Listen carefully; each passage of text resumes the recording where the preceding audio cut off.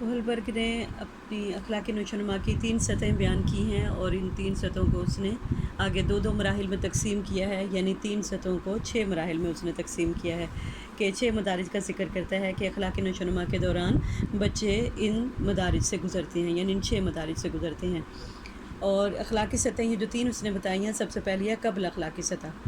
क़ब्ल अखलाकी सतह को क़ब्ल रवायती सतह भी कहा जाता है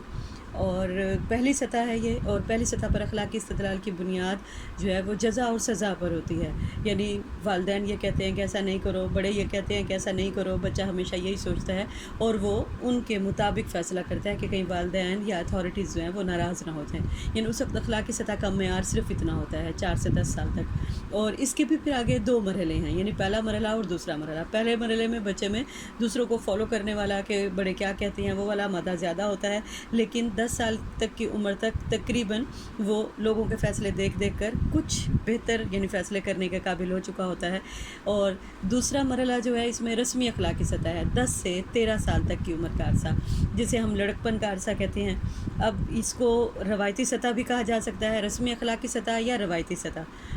इसमें समाजी मयारात की बुनियाद पर बच्चा जो है वो अपने फ़ैसले करता है, यानी अखलाकी नशोनुमा की दूसरी सतह पर नौजवान और बालिग़ अफराद समाजी मयारात से अखलाकी रहनुमाई हासिल करते हैं कि माशरे में किस चीज़ को पसंद किया जा रहा है, सोशल स्टैंडर्ड्स क्या हैं, उसके मुताबिक जो है लोग क्या कहेंगे वगैरह वगैरह जैसे ख़यालात उसके जहन में होते हैं और फिर वो उसके मुताबिक जो है वो अखलाकी फ़ैसले करने के काबिल होता है।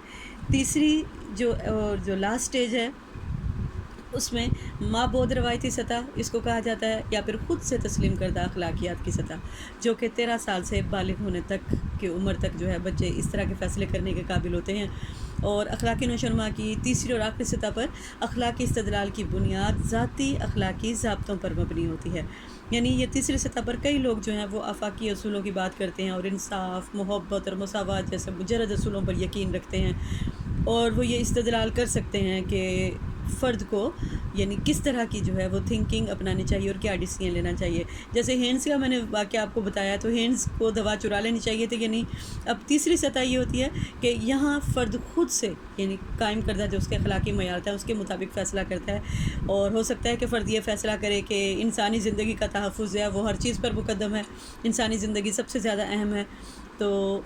उसको इंसानी ज़िंदगी की बका के लिए दवाई चुरा लेनी चाहिए, यानी हो सकता है कि वो अखलाकी फ़ैसले की सतह पर आए। और कोहलबर्ग ये कहता है कि अखलाकी नमू जो है इन 6 मदारिज से गुज़रती है, यानी 3 सतहें हैं, हर सतह पर 2 लेवल्स हैं और ये 6 सतहें जो ये बनती हैं और यानी 3 मदारिज से 3 सतहों से 6 मदारिज में ये जो है ये कामयाबी के साथ फ़र्द गुज़रता है। अगर बच्चा इन सतहों पर कामयाबी से नहीं गुज़रता, यानी कहीं भी उसकी जो अखलाकी नशोनुमा है वो मुतासिर होती है, जैसे वालिदैन के अखलाकी उसूल जो हैं वो ख़ुद इतने बेहतर नहीं है कि बच्चे की बेहतर तरबियत कर सकें, इर्द गिर्द का माहौल ऐसा नहीं है कि बच्चा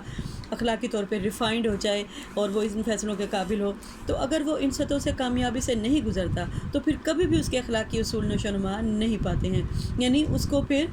गुनाह और सवाब का कॉन्सेप्ट, गलत और दुरुस्त का कॉन्सेप्ट उसके जहन में वाज़ेह तौर पर कभी भी नहीं उभरता और वो एम्बेज़लमेंट से और इस तरह की हेरा फेरी से वो कभी भी फिर बाज नहीं आता, क्योंकि उसकी अखलाकी जो हिस्सा है उसकी नशोनुमा हुई नहीं है और उसके अंदर ये सेंस पैदा ही नहीं हुई कि दुरुस्त फ़ैसले क्या हैं और गलत फ़ैसले क्या हैं, मेरे फ़ैसलों से इंसानियत को कितना फ़ायदा पहुँचेगा या कितना नुकसान पहुँचेगा। यानी इस तरह फिर सेल्फिशनेस जो है वो फ़र्द के अंदर पैदा हो जाती है। हमागीर भलाई जो फ़र्द के अंदर होती है ना, अखलाकी उसूलों